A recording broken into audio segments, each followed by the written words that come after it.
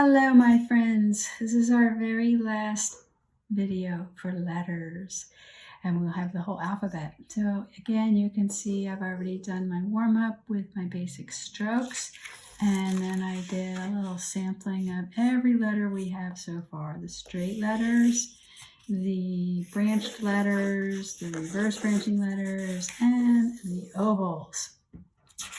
So who knows which letters we haven't done yet. Okay, these are going to be diagonal letters. And the first one is the letter S. Up thin, down thick, and around. Okay. Sometimes you might want to put a little extra loop at the bottom of your S, like that, which helps to kind of give you a way to connect it to the next letter. Like our other letters, right, we can be more vertical. We can be more at an angle. And of course, we can try and make it very narrow and condensed. And we can make it really wide and extended. All right, our next diagonal letter is V. So the V, we're going to start going down, thick, up thin, and then put a little loop. Down thick, up thin, and a loop. Okay, your loop can be bigger or smaller, however you like to do it. Okay, and again, we can always vary the width of the letter, narrow, wider, and the angle. Much more slanted or upright. And we can also sort of vary the bottom as well. Right? So this one's much more pointed, that one's much more rounded. Just different styles. You can choose whichever one you like.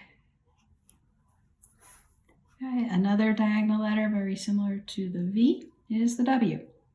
So just like the M was kind of the N plus a little more. Right, so we go back and look at the N. Right, we had a down, and then we had an up and a down, and we did the M. We had a down, an up, and a down, and another up, and a down. So the same kind of thing is going to happen with the W. So if the V was like this without the loop, we could stop there, do it again, and then do the loop. So down thick, up thin, down thick in the same direction, up thin, and a nice loop. And just like the V, you can vary whether the bottom is pointed, like it is here, or if it's more rounded, like that. Okay, W's, just like these, can be more slanted, more straight up and down, right? So straight up and down W,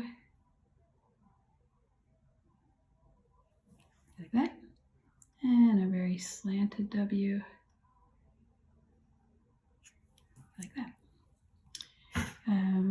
Narrow and wide, so a very narrow W, a very narrow W, and a very wide and stretched out extended W. Okay, our next diagonal letter is the letter X, which we talked about earlier, as in the size of these lines here is the X height. Okay. So the X, we're going to start with the stroke that begins in the upper left. So like this, down, and then up on the thinner stroke going that way. So you can make it more curvy and stylized, like that. But always down with thick stroke first, and then up with thin stroke. There's some variations for the X, but not as much as the other letters, where you can really stretch it out like that. Or you could make it very narrow, like that. And our very last letter is the last letter of the alphabet, Z. Okay, and Z is kind of fancy. It starts out thin going up, comes around thick to the middle, then goes up thin again, around thick, and kind of like the Y and the G. I did not have a good connection right there. So let's try that again.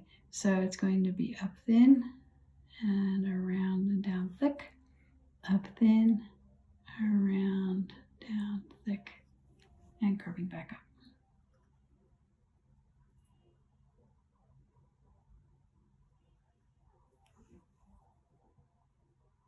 So the Z is a really good example of one where you can pick up your pen in the middle.